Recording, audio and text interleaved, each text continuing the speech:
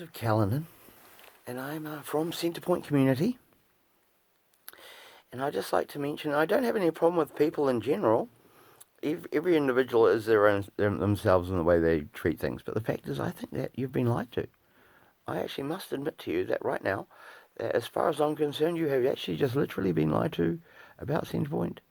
I've got a book here inside Centre Point, which is a book, and it just basically means and says things that are actually quite positive about the place. The fact is, I lived there from when I was 4 years old until I was 20, or 22 years old.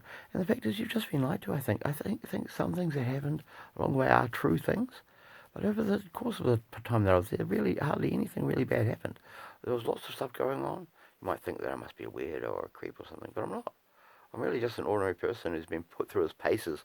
But the point is that actually I just kind of feel like there's actually something going on with the trust that was provided back in 1977 and formulated into what grew into Centre Point and stuff like that. The point is that there is something going on with the finances, because I personally haven't received any money, and yet it was worth like $27 million, the property, and they opted to give $8 million to the kind of charity, to the people that lived there.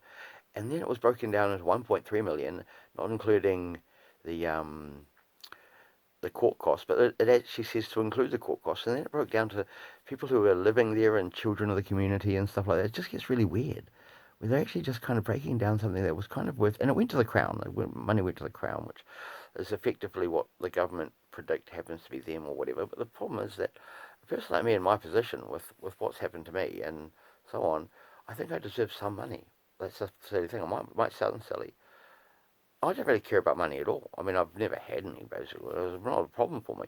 But the point is that with that sort of money involved, there's a sort of point where they kind of just change. And I've got court documents and stuff that just suggest that, man, it actually says to provide financial assistance plus and, or not plus, but and the relief of property in this court document, which I've got. And it's just like that didn't happen at all. And they're talking about millions of dollars, and I haven't had one dime. It just seems too weird to me. And if you don't believe me, it's just that I'm telling you the truth. You can trust me or not, I don't really care. Because quite a lot of people out there say, oh, well, I'm from Centre Point or something, because it's ridiculously out of control in some people's neck of the woods, but it's actually the truth, as far as I'm concerned.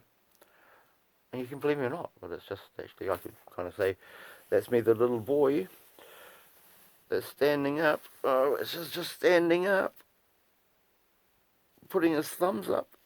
Right, yeah, that's me. Oh, the shade, that's me up there in the Centre Point book. As you can get, I don't know where you get these, but I had one from when my mum had one, and it's just because we lived there, and I could prove it if I wanted.